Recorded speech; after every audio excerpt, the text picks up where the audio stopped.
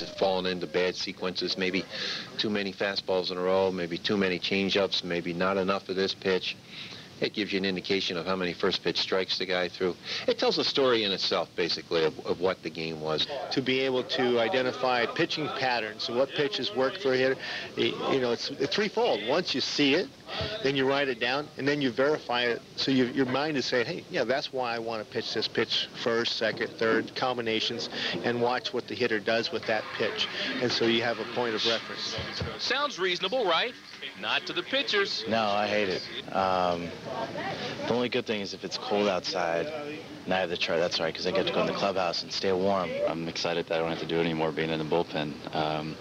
Coming up in the minor leagues and starting my first year in the big leagues, being a starter, I had to chart pitches, but I'm kind of tickled that I don't have to anymore. Well, it's the best thing that ever happened in baseball. Note the sarcasm in person's tone. And if it's sarcasm you're looking for, meet David Coggin. Pitching chart, wonderful experience everyone should really get into, and I think at a young age it's probably the best time to get into doing pitching charts. You can talk to Vern, our pitching coach, and I've tried to do it in the off season as much as possible, just in free time. Prime time is usually the best time to get good pitching charts done. You know, Seinfeld, I've charted that many times.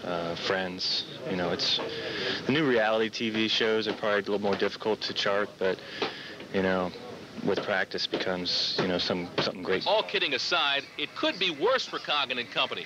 Just ask Joe Kerrigan.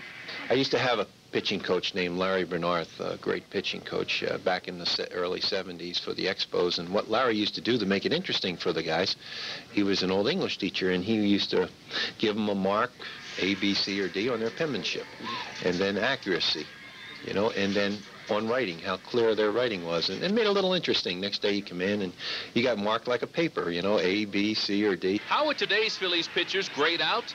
They openly admit there would be very few A's. I get bored sometimes. I make designs on there. I mean, I think I'm pretty good. I try not to make too many errors and eraser marks, but I mean, I'm drawing on the chart. I got color in boxes. I do all kind of stuff on the chart. I've kind of scribbled on a few before. Sometimes it's hard to see what a pitcher's throwing from the side. You know, maybe a cutter and you're putting down slider, and then sometimes penmanship's not the neatest thing, so you just lie.